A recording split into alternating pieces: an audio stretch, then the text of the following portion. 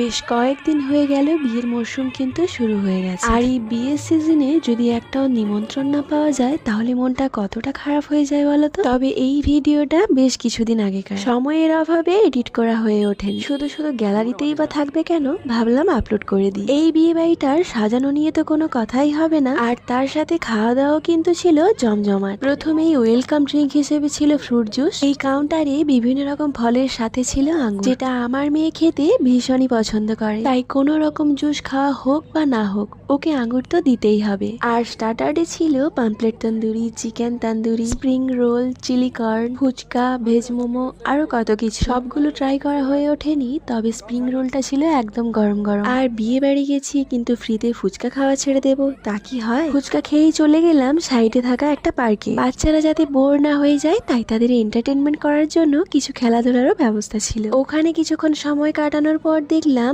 বউ একদম সেজে গুজে রেডি হয়ে ওর দাদা আর বাবার সাথে এন্ট্রি নিচ্ছে। আর ব্রাইডের বসার জায়গাটাও কিন্তু দারুণ সুন্দর করেই সাজিয়েছিল। ওখানে যাওয়া মাত্রই সবাইয়ের খুব হুড়োহুড়ি ফটো তোলার জন্য। তারপরেই গেলাম মিষ্টির কাউন্টারে। বিভিন্ন রকমের মিষ্টি তো ওখানে ছিলই, কিন্তু আমরা ট্রাই করলাম দুধ পুলি আর রাবড়ি। আর এটা হচ্ছে ক্রিমি ফ্রুট মিক্স স্যালাড। তারপরেই সামনে চায়ের কাউন্টার দেখে মনটা হঠাৎ চা চা করে উঠল। তাই দেরি না করেই নিয়ে নিলাম দুজনের জন্য 2 কাপ চা। এই ঠান্ডায় এইরকম একটা গরম গরম চা খেতে কার না ইচ্ছে করে বলো। তারপর মা মেয়েতে মিলে বিভিন্ন অ্যাঙ্গেল থেকে পোজ মেরে বেশ কিছু ফটো আর ভিডিও নিয়ে নিয়েছিলাম। আর এদিকে দেখো, এটা হচ্ছে বিয়ের বেদি। তারপরে বিভিন্ন রকমের আতশবাজি ফাটিয়ে আর বাজনা বাজিয়ে বর এন্ট্রি নিল। রাত্রি অনেক হয়ে গেছিল, তাই ভাবলাম ঝটপট ডিনারটা সেরেই বেরিয়ে যাব। এই খাওয়া দাওয়াটা বুফে সিস্টেমের সাথে সাথে বসিয়ে খাওয়ারও ব্যবস্থা ছিল।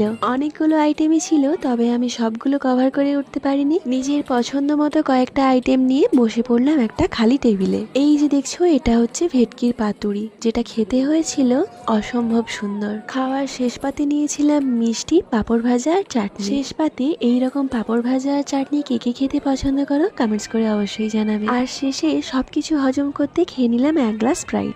এবার বাড়ি যাওয়ার পালা, তাই শেষবারের মতো ফটো আর ভিডিওস গুলো করে নিলাম। তাহলে চলো, তোমাদেরও টাটা, গুড নাইট।